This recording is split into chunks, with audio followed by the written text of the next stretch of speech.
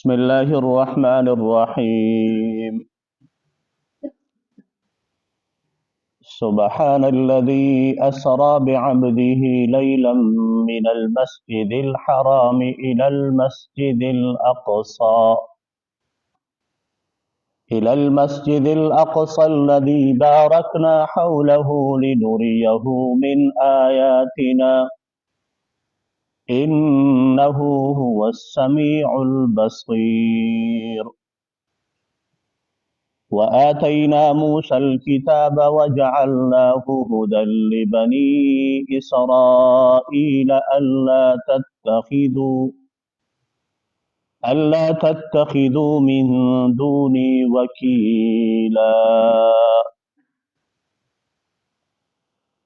سبحان الذي پاک دے اغزاد اسرا چی بویتلو بعبده خپل بندا لیلا من المسجد الحرام دشپی د مسجد حرامنا الى المسجد الاقصى د مسجد اقصى طرف تا. دا صورت بنی اسرائیل پنوم باندې یادیږي. بنی اسرائیل دا د حضرت یعقوب علیه السلام لقب دی. حضرت یعقوب علیه السلام 12 زامنو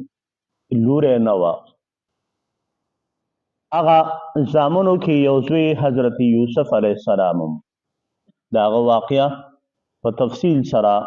ذکر شوې ده. د دې زامنو نه دا نسل شروع شوی او څو نسلونو پورې دا نسل له هغه نه خور شوی دی او د هغه په دې اولاد کې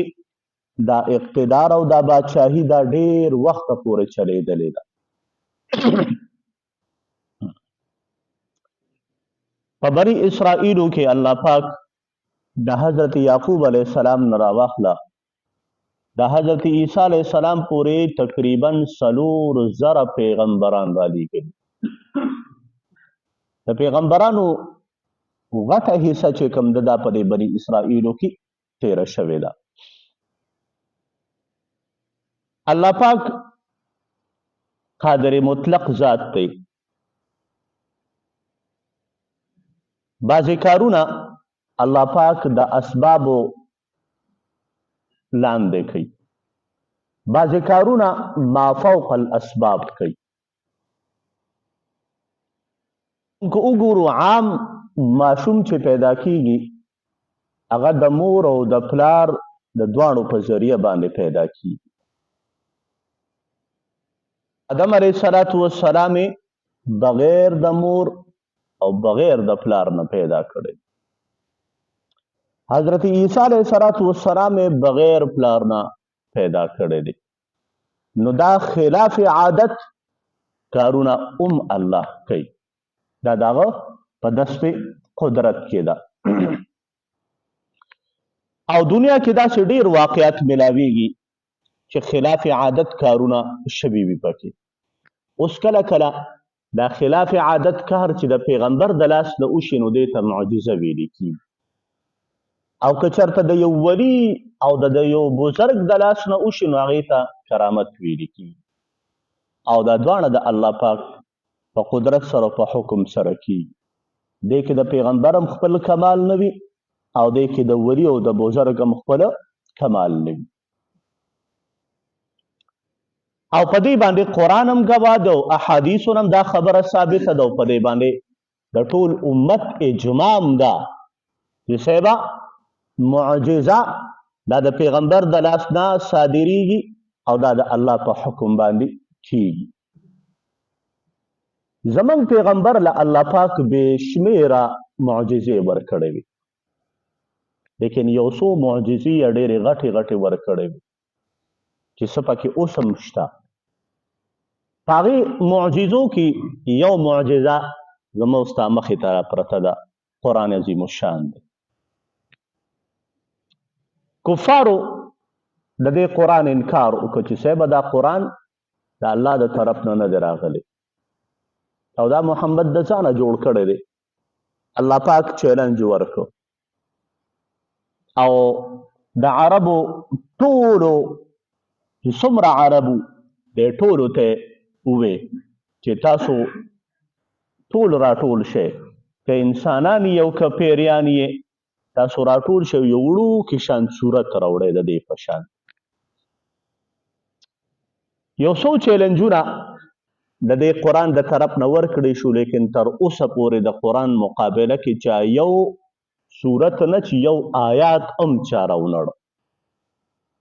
دا د پیغمبر معجزه ده او ښکاره معجزه ده. دا معجزه دا به د قیامته پورې همدغسې وي.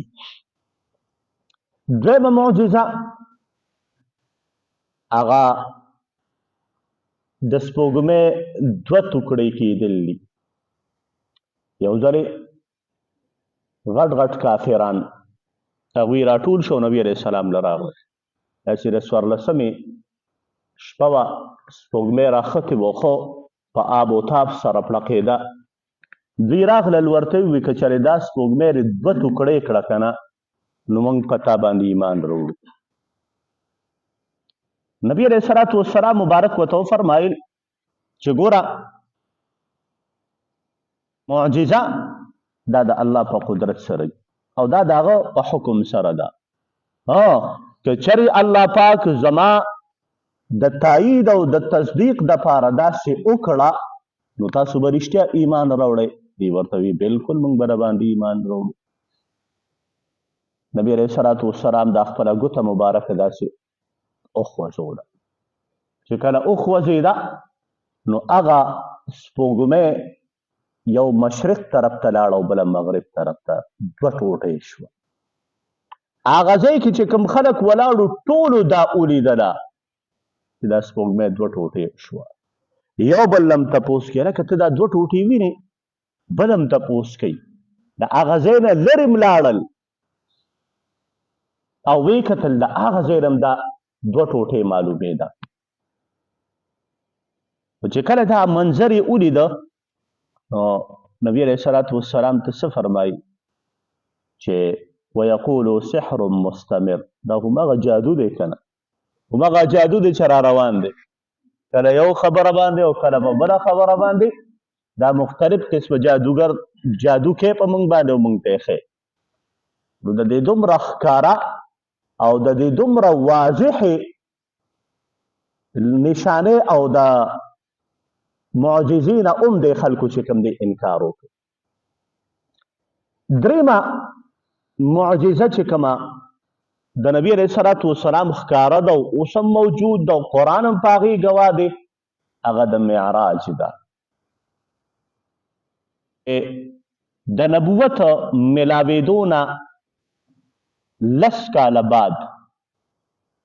او د هجرت نه 3 کاله وړاندې نبي علیه الصلاة والسلام مبارک ام هاني چې د دې خپل نوم پاخته دی، پاخته، هغې کرو او دا پاخته چې کوم ده ام هاني دا بیا د هجرت په 8م کال باندې دا مسلمانه شوه او د دې کور حجر اسود ته مخامخ دی، جنوب مشرق طرف ته د دې کور دی، یو څو قدمه باندې. نبي علیه الصلاة والسلام دقه شپه باندې هلته او ورسره حضرت حمزه مو او حضرت عقیل مو. حمزه ته یو طرف ته، حضرت عقیل ته بل طرف ته او دوی په منځ کې ملاستو او په ځمکه وي ملاستو. عرب به عموما اوسم تاسو به تلي یې ډېر، عرب عموما په ځمکه باندې ملاسته کوي. بیډونه هم وي خو ډېر کم په بیډونو باندې ملاسته کوي، ورنه دوی په ځمکو باندې ملاستې کوي، په ځمکه باندې ملاستو. حضرت جبرائیل او حضرت میکائیل علیهم السلام راغلل، ورسره نورې فرشتې او کېناستل، یو سر ته کېناست او بل لنګې ته کېناست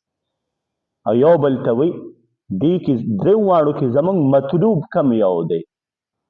بل ورته وی اوسط، دا چې کوم منځ کې دی دا زموږ مطلوب دی، دې به موږ ځان سره بوځو. او نبی علیہ الصلوۃ والسلام مبارک چې کوم دی ډېر اوچت کو د کمرې چت اوښلید داسې نه چې راویې غورځاو قدرتي طور باندې هغې باندې نبی علیہ الصلوۃ والسلام یې وویسته حتیم ته یې یوړه حتیم حاجیانو به دا علاقه لیدلي وي حتیم هلته یې بوته او د نبی علیہ الصلوۃ والسلام مبارک دا سینه چې کومه ده د اوښلوله او د اسمان ته د خطو دپاره چې کوم استعداد او کوم قوت پکار و هغه پکې ور واچو او د دنیا دا دغې ته لرې کړم ځکه چې بره خو به ډېر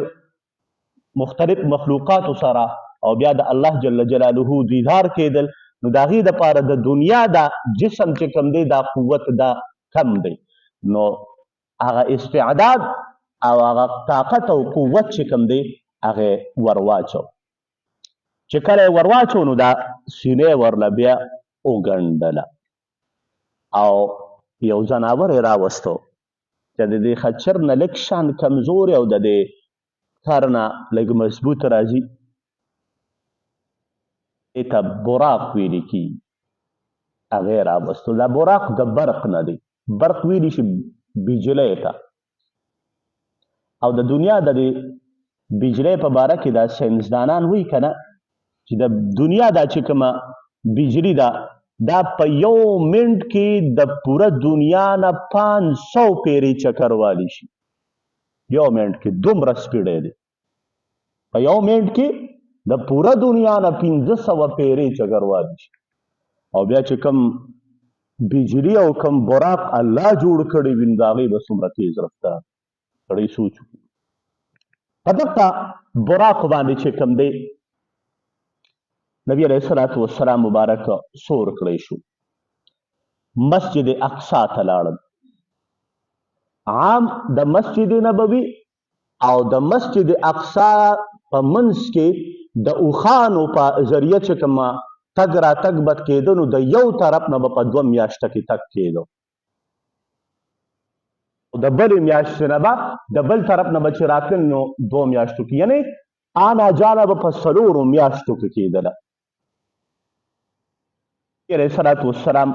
مسجد اقصی ته ورسېده هلته بعضې مفسرین وایي چې د دې طرف نه نبی علیہ الصلوۃ والسلام د پیغمبرانو امامت کړی دی او علامه ابن کثیر رحمه الله فرمایي چې دا واپسې کې نبی علیہ الصلوۃ والسلام د پیغمبرانو امامت وکړ دې وجې نه نبی علیہ الصلوۃ امام الانبیا ویل کېږي د ټولو پیغمبرانو امام دی اوس که چېرې نبی علیہ السلام د دې پیغمبرانو امامت نه وي کړی نه یې وکړی نو دا لقب ورته میلاویدی شو لقب خو هله سړي ته میلاویږي چې یو کار وکړي نبی علیہ الصلوۃ والسلام مسجد اقصی کې د پیغمبرانو امامت وکړو اوس څنګه یې وکړو حضرت عیسی علیہ الصلوۃ والسلام په اقا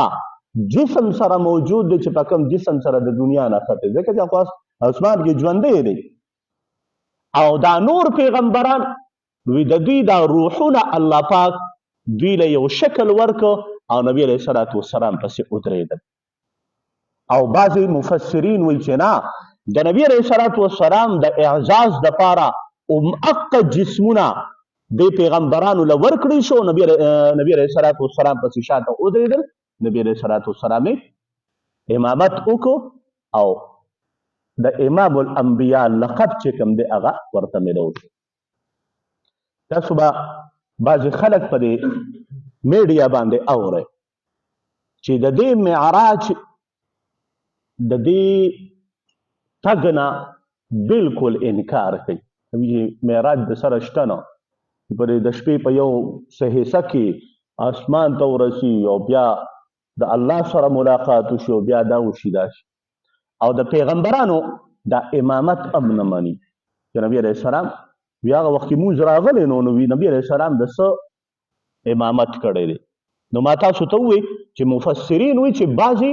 چې یاره نبی علیہ السلام په واپسۍ کې کړی دی نو واپسۍ کې نبی علیہ السلام ته د مونځونو تحفه ورکړی شوې وه او امام ابن کثیر رحمه الله وایي چې دا د سحر مونځ دا پیغمبرانو ته چې کوم کړی شوی نو به هر حال نبی علیہ الصلوۃ والسلام د صحابه د پیغمبرانو امامت وکړو. کله چې امامت وکړی شو نو اوس نبی علیه الصلاة والسلام د جبرائیل علیه السلام سره بر روان شو. اسمان دروازه وډبې من او دی څوک دی ورته وایي جبرائیل یم او ما سره چې کوم دی جبرائیل تا سره دا بل څوک دی؟ وی یاره دا پیغمبر دی اخیری د دې لپاره زه رالیږلی شوی وم. دروازه ورته کوله وشي او نبی علیه الصلاة والسلام چې کوم دی بر روان شي. په مختلفو اسمانونو کې د مختلفو پیغمبرانو سره ملاقات وشي او د هغې نه بعد بیا د الله پاک سره د ملاقات شرف حاصل شي. په دې ملاقات کې نبی علیه الصلاة والسلام ته 3 تحفې ورکولی کېږي. او تحفه د مونځونو ورکوي چې هغه 50 مونځونه وو. دویمه تحفه د سورة البقره اخیری آیاتونه آمن الرسول نه واخله تر اخیری دا ورته الله پاک په تحفه کې ورکړ. او دریم ورته الله پاک تحفه دا ورکړه نبی علیه السلام مبارک ته وفرمایل چې ستا په امت کې کوم سړی زما سره شرک اونه کی کنه دا سړی به زه معاف کوم. دا تحفه ورکړه چې کوم کس زما سره شرک اونه کی دا به زه معاف کوم. دا 3 تحفې نبی علیه السلام ته بره میلاو شو. واپسی وشوه. په واپسی کې موسی علیه السلام سره ملاقات وشو. موسی علیه السلام متفرمایي چې د الله د طرف نه څه میلاو شو؟ 50 مونځونه میلاو شو. موسی علیه السلام متفرمایي ما خپل قوم باندې ازمیښت کړی دی 2 مونځونه پې فرض وو هغې هم نشي ورسوي هغې کې به یې مخوا دېخوا کړو او ستا امت او به ډېر کمزوري نو لاړ شه دا اوس موقع ده او په الله باندې دا مونځونه کم کړه. نبی علیه الصلاة والسلام روان شو د الله پاک دربار ته او مونځونه کموي. یو پیره لاړو یا الله دا مونځونه زما امت ډېر کمزوري دا مونځونه کم کړه. 5 مونځونه چې کوم دي دا کم کړی شو. 9 چکرې نبی علیه الصلاة والسلام ووالي او 45 مونځونه دا کم کړی شو. 5 مونځونه پاتې شو. موسی علیه الصلاة والسلام ورته فرمایي لاړ شه دا هم کم کړه. نبی علیه الصلاة والسلام ورته وفرمایل انی استحییت من ربي ما له د خپل رب نه اوس حیا راځي چې زما اوس که لاړم عرب پیره کې راته 15 ماف کېږي اوس که لاړم دا 15 هم راته ماف کړي نو پاتې به پکې څه شي؟ نو لاړه 15 مونځونه چې کوم دي دا مقرر شو. الله ورته وفرمایل مونځونه 15 دي ثواب به درله د 50 درکوم. من جاء بالحسنة فله 10 امثالها. ستا امتی دی په ورځ کې مونځونه 15 کوي زه به ورله د 50 مونځونو ثوابونه ورکړم. نو موږ مونځ په ورځ کې 15 کوو لیکن د نبی علیه الصلاة والسلام د برکت نه الله پاک موږ ته د 50 مونځونو ثوابونه راکوي. دا 3 تحفې چې کوم دی دا میلاو شوي. د نبی علیه الصلاة والسلام واپسي وشوه. چې کله راغی نو ابو بکر صدیق ته تپوس کې یا رسول الله بیګا ستا بسترې له درغلم لاس مې والو ته په ځای باندې نه وې. نبی علیه الصلاة والسلام ورته فرمایي چې فرشتې راغلې او زه ځان سره بوتلم اسمانونو ته معراج مې وکړ. ټوله واقعه ورته مختصر بیان. ابو بکر صدیق د نبی علیه السلام یار دی او دوست دی. ابو بکر صدیق ورته فرمایي آمنت وصدقت یا الله یا ای پیغمبره زه دا منم او زه تصدیق هم کوم چې بالکل به داسې شوي وي. بالکل به داسې شوي و ته به ته دی. نو ګوره د نبی علیه الصلاة والسلام دا تک چې و که نه دا د خوب نه و جسمانی طور باندې دی تللی دی ځکه چې یو سړی خوب ویني که نه په خوب کې خو د هغه جسم په بستره باندې پروت وي نو ابوبکر بیا ولې نبي علیه السلام ته وي چې یا رسول الله ته خو په بستره باندې نه وې معلومیږي دا چې نبي علیه السلام معراج کړی دی جسمانی کړی دی روحاني نه دی کړی په خوب کې نه دی کړی او دا زمونږ عقیده ده د اهل سنت والجماعت چې نبی علیه السلام پر خپل وجود سره د الله پاک دربار ته تللی دی او هلته هغه سره ملاقات کړی دی او راز و نیاز شوي دي او واپس دا بیا راغلی دی چې کله راغی دا خبره قوم کې خوره شوه نبی علیه السلام قوم ته وویل چې زه دغسې تلو ما د الله دیدار کړی دی الله سره مې خبرې کړې دي او داسې قوم پروپیګنډې جوړې کړې او دلته ګوره موږ خو چې د دې ځای نه مسجد اقصا ته ځو نو په 2 میاشتو کې په اوښانو باندې د یو طرف نه رسو او دوی وایي چې د شپې په څه حصه کې زه دې ځای نه مسجد اقصا ته لاړم بیا د هغې ځای نه اول اسمان ته بیا بل اسمان ته د یو اسمان نه بل اسمان پورې 500 سال مزل بیا د بل نه بله پورې 500 سال مزل بیا د بل نه بله پورې 500 سال مزل بیا ورپسې لوح راځي بیا قلم راځي بیا لوی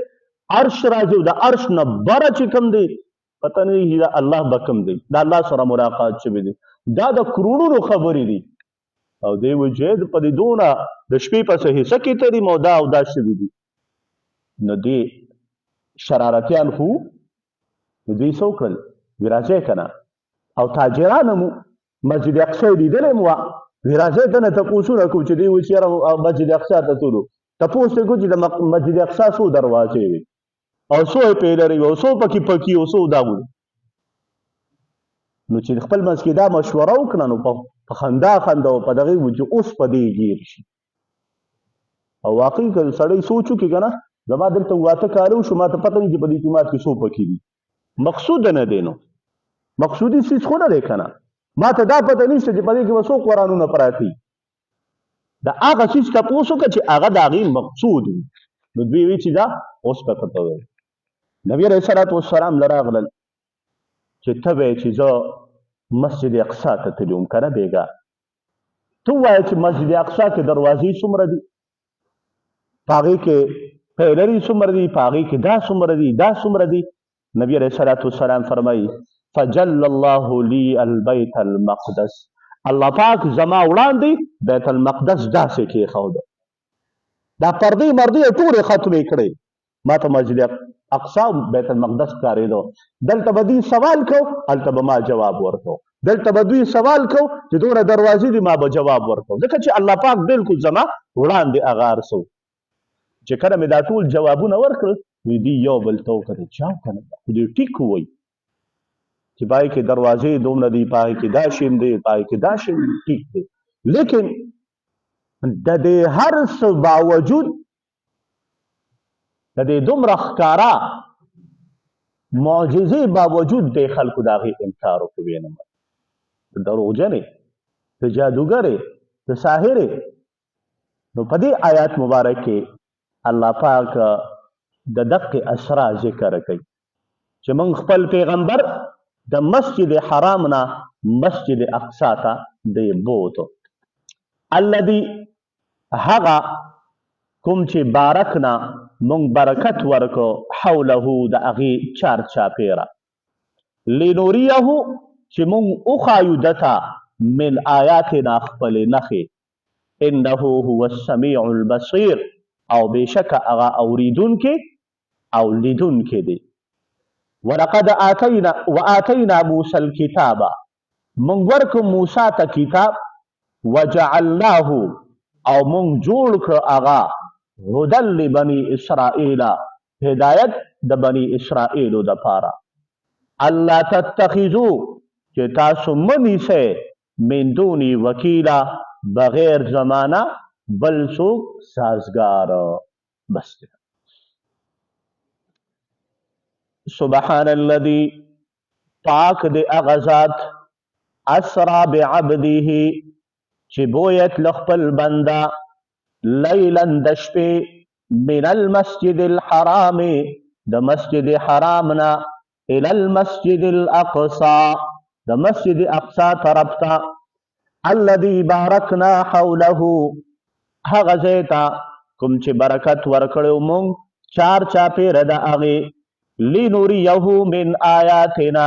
چې مونږ وښایو د ته خپلې نښې انه هو السمیع البصیر بېشکه هغه اورېدونکی او لیدونکی دی وآتینا موسی الکتاب مونږ ورکړو موسی علیه السلام ته کتاب وجعلناه هدى لبني اسرائیل او مونږ جوړ کړو هغه هدایت د بني اسرائیلو دپاره الله تتخذو چې تاسو مه نیسئ من دوني وکیلا زما نه بغیر بل څوک کارساز